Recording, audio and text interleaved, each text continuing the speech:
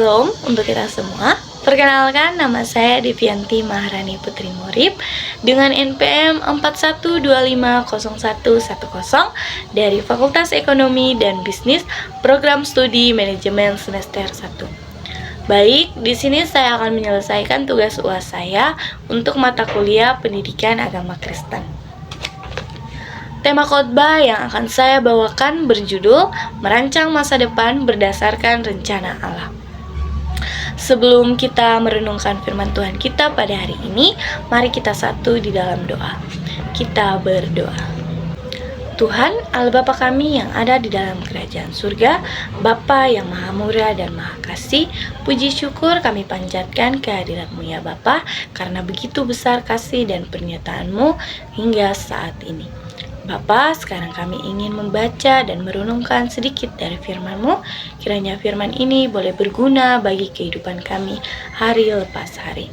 Ini doa dan sembahyang kami, dengar dan sambut doa kami, karena hanya dalam anak-Mu Yesus Kristus kami berdoa. Haleluya, amin.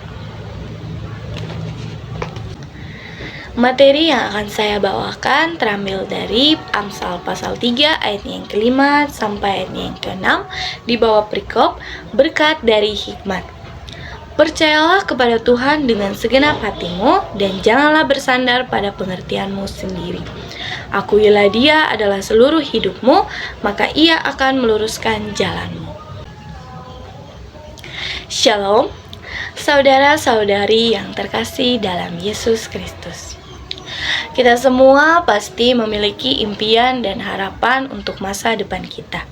Kita ingin mencapai kesuksesan, memiliki keluarga yang bahagia dan hidup yang sejahtera. Namun, seringkali kita lupa bahwa rencana Allah untuk kita tidak selalu sama dengan rencana kita sendiri. Dalam Yeremia 29 ayat 11, kita membaca bahwa Allah memiliki rancangan-rancangan yang baik untuk kita, yaitu rancangan damai sejahtera dan bukan rancangan kecelakaan. Ini berarti bahwa Allah memiliki rencana yang sangat sempurna untuk kita dan kita dapat mempercayakan masa depan kita kepadanya. Namun, bagaimana kita dapat merancang masa depan menurut rencana Allah? Pertama-tama, kita perlu memahami bahwa rencana Allah tidak selalu sama dengan rencana kita sendiri. Kita perlu belajar untuk mempercayakan diri kita kepada Allah dan mengikuti pimpinannya.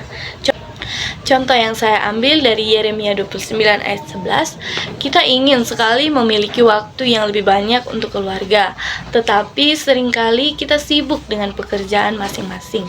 Kita dapat memutuskan untuk mengatur waktu kerja kita dengan lebih baik sehingga kita memiliki waktu yang cukup untuk keluarga dan melakukan kegiatan yang menyenangkan bersama. Dalam Amsal 3 ayat 5 sampai ayat yang ke-6, kita diingatkan untuk mempercayai Tuhan dengan segenap hati dan tidak mengandalkan pengertian kita sendiri.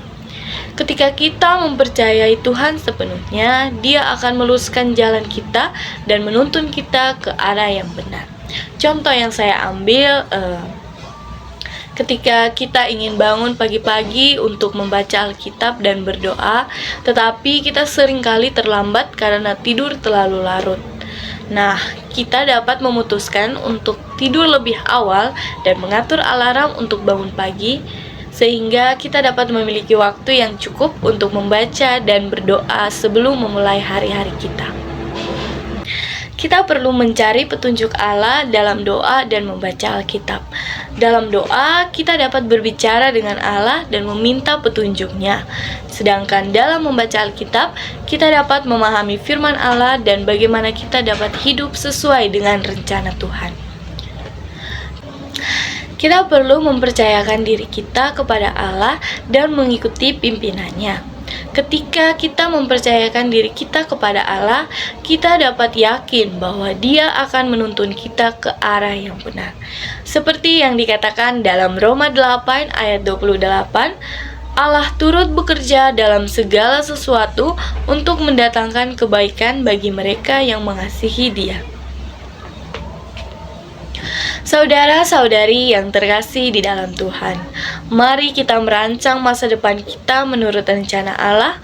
Mari kita mempercayakan diri kita kepadanya dan mengikuti pimpinannya.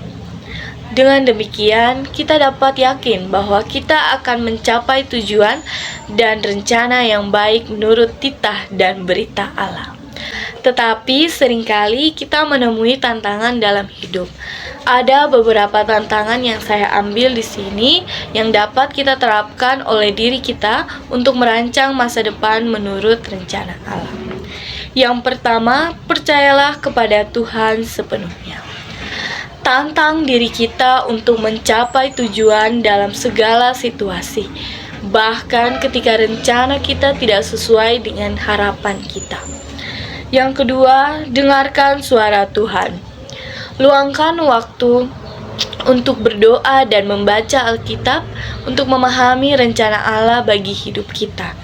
Yang ketiga, sikap hati yang positif.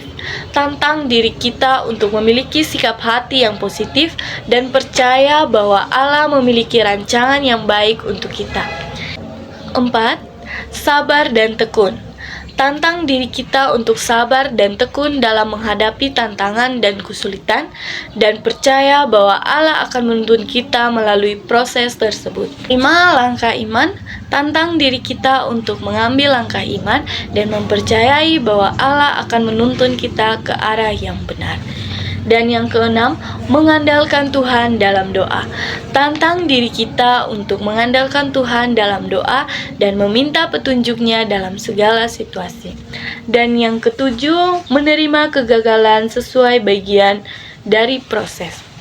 Tantang diri kita untuk menerima kegagalan sebagai bagian dari proses dan percaya bahwa dapat menggunakan kegagalan tersebut untuk kebaikan kita. Dan yang kedelapan, mengembangkan karakter Kristus. Tantang diri kita untuk mengembangkan karakter Kristus dalam hidup kita seperti kasih, sabar, dan kerendahan hati. Dengan menerapkan tantangan-tantangan tersebut, kita dapat mempercayai Tuhan sepenuhnya dan merancang masa depan kita menurut rencananya. Yang terakhir yang dapat kita simpulkan dari tema kita hari ini adalah merancang masa depan menurut rencana Allah memerlukan kepercayaan penuh kepadanya, kesabaran, dan ketentuan. Dengan demikian, mempercayai Tuhan dan mengikuti pimpinannya, kita dapat yakin bahwa Dia memiliki rancangan yang baik untuk kita. Oleh karena itu, saya mengajak kita semua untuk jangan takut untuk mempercayakan masa depan kita kepada tangan Tuhan. Dia memiliki rencana yang lebih baik daripada yang kita impikan. Berani untuk melangkah iman dan percayalah bahwa Tuhan akan menuntun kita ke arah yang benar. Ingatlah bahwa Tuhan tidak pernah meninggalkan kita dan Dia selalu ada di samping kita dalam setiap langkah kita. Mari kita percayakan masa depan kita kepada Tuhan dan melihat bagaimana Dia bekerja dalam hidup kita.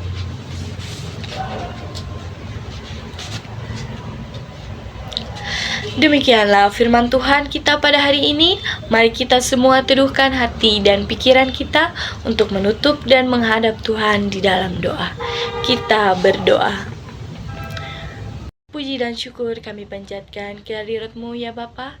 Terima kasih atas berkat-Mu pada hari ini, dan terima kasih karena kami telah selesai membaca dan merenungkan sedikit dari firman-Mu. Kiranya firman ini dapat berguna bagi kehidupan kami hari lepas hari. Ini doa dan sembahyang kami, dengar dan sambut doa kami, karena hanya dalam anak-Mu Yesus Kristus kami datang dan berdoa kepada Bapa di surga. Haleluya, amin.